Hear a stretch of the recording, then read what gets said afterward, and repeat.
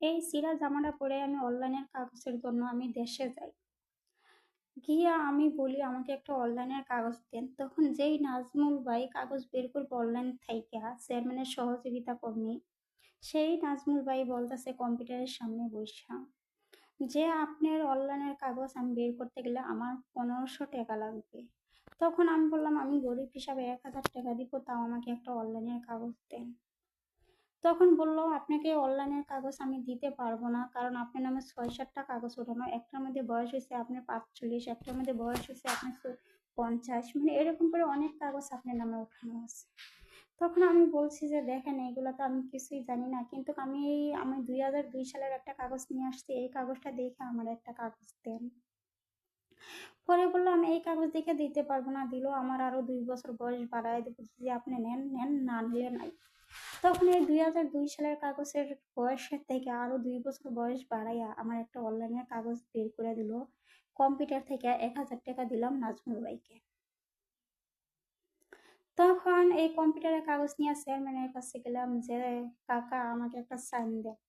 তখন চেয়ারম্যানকে আমার বড় ভাই আমিন এবং আলম এবং আমার বড় বোন জরিনা মোটা অঙ্কের টাকা ঘুষ খাওয়া আগেই রাইখা দিছে। চেয়ারম্যান বলতেছে তোমার এই কাগজ দেওয়া যাবে না, তোমার বড় ভাই বোন না করছে। তখন আমি বললাম আমার বড় ভাই বোন না করছে, কিন্তু আমার মা বাবা মারা গেছে, আমার করোনা দেখেন 6-7 জায়গায় ছিঁড়া, একটা জামা 6-7টা ছিঁড়া, আমি এত কষ্ট করে জীবন কাটাইতেছি, আমার একটা কাগজ দেন। তখন বললো যে না তোমাকে কাগজ দেওয়া যাবে না, তোমার বড় ভাই বোন না করতে, দিলে আমার সমস্যা হবে। তখন আমি চেয়ারম্যানের পাড়া দিলে যখন আমি কান্না করলাম, চেয়ারম্যান আমাকে একটা লাথি দিয়া ফালাই দিল, আমার বুকের মধ্যে একটা লাথি মারলো, লাথি মেরে মাটিতে ফালাই দিল আমার। তখন আমি চেয়ারম্যানকে বললাম যে আপনার কাছে আমি জন্ম নিয়ন্ত্রণের কাগজের জন্য কখনোই আসবো না, আমি এই কাগজে ঠিকই সাইন নিয়ে যাব। এই কথা বলে যখন চেয়ারম্যানের বাড়ির থেকে আমি যখন আমাদের নতুন বাজারে যাই, নতুন বাজারে গিয়া দেখি আমার বড় ভাই আলম, আমার বড় ভাই আমিন, আমার ভাবি সাবিনা, আমার বড় বোন জরিনা, আমার বড় ভাবি আমেনা প্রাইভেট কার গাড়ি নিয়ে দেশে গেছে, কতগুলা কাগজ নিয়ে আমার কাছ থেকে সাইন নেবে।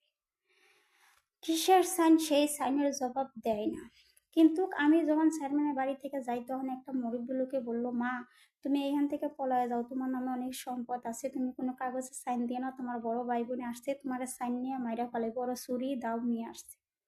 চেয়ারম্যানের কথা আমি একটু হলেও বিশ্বাস করলাম না, তবুও আমি ওনাকে, যেহেতু আমার বাবার দেশে মানুষ, আমি চেয়ারম্যানের বাড়ি থেকে আসার সময় একটা বয়স্ক লোক আমাকে এই কথা বলে যে তোমার বড় ভাই বোন সাইন নেওয়ার জন্য আসছে, কিছু কাগজপাতি নিয়ে তুমি সাইন দিও না, তোমার নামে অনেক সম্পদ আছে, ওরা নিয়ে যাবে, আর সাইন নিয়ে তোমাকে মাইরা ফলাবে, তুমি এখান থেকে পলায় যাও, তোমার ধর্ম নিয়ন্ত্রণের কাগজ লাগবে না। তখন এই কথা বললো চেয়ারম্যানের বাড়ি থেকে আসার সময় একটা মুরব্বী লোকে, যেহেতু আমার বাবার দেশের লোক, লোকটারে আমি অবহেলা করলাম না, লোকটারে আমি চিনিও না, কিন্তু লোকটা আমাকে এই কথাটা বললো আসার পথে, এটাই জানি। তো লোকটারে বললাম যে আচ্ছা কাকা আমার তো বাবার কোনো সম্পদ থাকার কথা না, আমি জানি যে আমার বাবার কিছুই নাই, কিন্তু আপনি এই কথা বলছেন, আচ্ছা ঠিক আছে দেন কাকা, আমি কোনো জায়গায় সাইন দেব। এই কথা বলে আমি নতুন বাজারে যাই। নতুন বাজারে যখন যাই, আমার বড় ভাই আলম, বড় বোন জরিনা, বড় ভাই আমিন দাও সিঁড়ি নিয়ে দাঁড়ায় আমাকে মারার জন্য এবং আমার সাইন নেওয়ার জন্য। আর এই জন্ম নিয়ন্ত্রণের কাগজ যেটা আমি বের করছি অনলাইন থেকে, এটাতে আমাকে সাইন নিতে দেয় না, এবং আলম জরিনারা একটা কাগজ বানাইছে যে আমাকে মিথ্যা জামাই বানাইছে, এবং মিথ্যা একটা ঠিকানা দিয়ে আমার নামে জন্ম নিয়ন্ত্রণের কাগজটি যেগুলো ওরা বানাইছে, সেই কাগজটা দেয় যে আমি সেই কাগজ দিয়ে যেন আমি সাক্ষী করি। কিন্তু আমি আলম জরিনার হাতের কাগজ নিব না, আমিনের হাতের কাগজ নিব না, আমি যেই কাগজ অনলাইন থেকে বের করছি ওইটাতে আমি সাইন নিব। কিন্তু ওই কাগজে দিবে না সাইন আমাদের এলাকার চেয়ারম্যান, সে বলছে এই কাগজে সাইন দিবে না, আমার বড় ভাই বোন না করছে।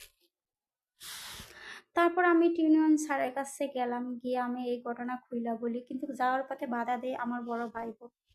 তখন আমি গ্রামবাসীর সামনে নতুন বাজারে কই গ্রামবাসী আপনারা কেডা, আপনাদেরকে আমি চিনি না, কিন্তু আমার বাবার দেশ, বাবার পরিচয় আপনাদেরকে বলতেছি, আপনারা আমার জন্য দোয়া করবেন, আমি যেন এই কাগজে সাইন নিয়ে যাইতে পারি, এখন আমার ভাই বোন এই কুত্তাদের জন্য আমি বিচার করতে পারি ফেরাউনের, আপনারা খালি শুধু আমার জন্য একটু দোয়া করবেন, আমি মানসিক অত্যাচারে আসছি, আপনারা আমার আমার আমাকে মেয়ের মতন ভাইবা আমার জন্য একটু দোয়া করেন।